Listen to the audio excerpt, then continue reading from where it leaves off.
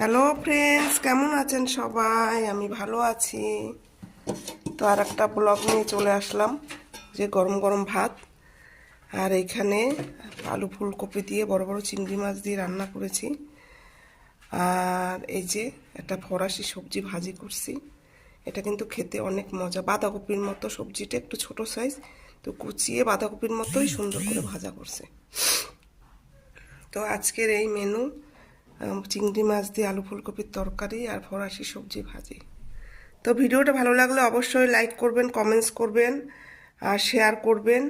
আর যারা পেজে নতুন তারা পেজটা ফলো করে দিবেন, প্রোফাইলটা ফলো করে দিবেন। তো আমার ইউটিউব চ্যানেলটাও আছে, ইউটিউব চ্যানেলে গিয়ে দেখবেন, অনেক মজার মজার ভিডিও আছে। তো ভালো থাকেন, সুস্থ থাকেন। ইউটিউব চ্যানেলের নাম হয়েছে ফ্রান্স থেকে গীতা, আর আমার পেজের নাম হয়েছে গীতা।